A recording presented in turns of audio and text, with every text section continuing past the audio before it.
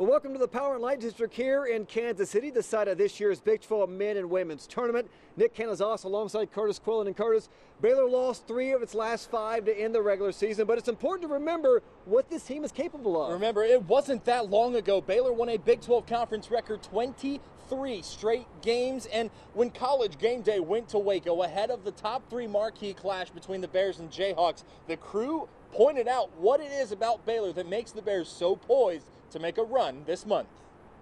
Most important thing going into postseason is having a fresh mind, fresh legs, and being healthy. The Baylor Bears have set a few program records this season. Most conference wins, longest win streak in Big 12 conference history, and best finish in the conference since the Big 12 formed at second place.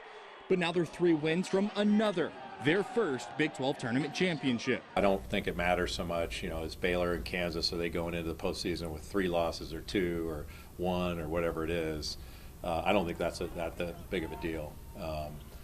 Going into, because it's possible that Baylor and Kansas could play 4 times this year. The way they play, I love this Baylor team. They remind me of an old school Big East team, quite honestly.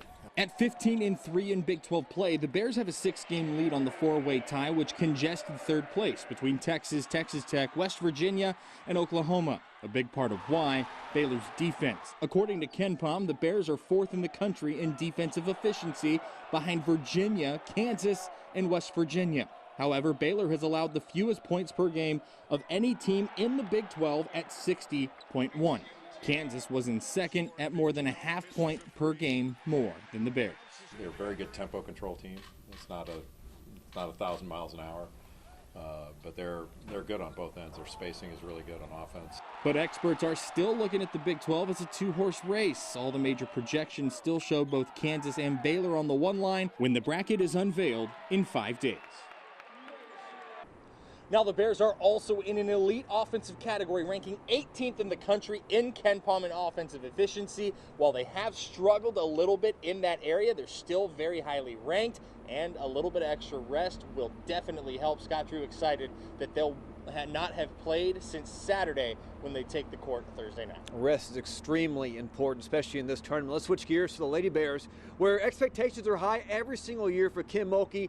This year is no different. Coming out of high school, Alyssa Smith was expected to do big things. She was a 5-star recruit, McDonald's All-American, and I tell you what, she has been everything that Baylor and Kim Mulkey has asked for.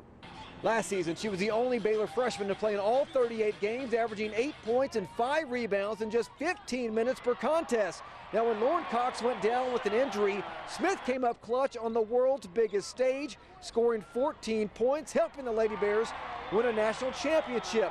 Now, this year is a little bit different. She's now one of the main focal points of every opponent. The sophomore has started all but 1 game this season, leading the team in points per game and total rebounds. Kim Mulkey says her sophomore has played a key role in Baylor's success this season. We don't win a lot of games last year without Alyssa Smith. Just simple as that. Her offensive ability, her ability to rebound the basketball. So now she's a sophomore, and her role has to change, and I have to coach her differently. I could let her learn from the older players last year and kind of slip through the cracks. And now she's on all the scouting reports. And the Lady Bears will play the winner between Oklahoma and Oklahoma State on Friday at 1:30. The Bears will take to the practice court tomorrow. They don't know who they play. It'll be the winner of Kansas State and TCU tomorrow night. All right, then we'll have much more coming up here in Kansas City from the Big 12 tournament coming up tomorrow at 6 and 10 o'clock. We'll see you right after the break.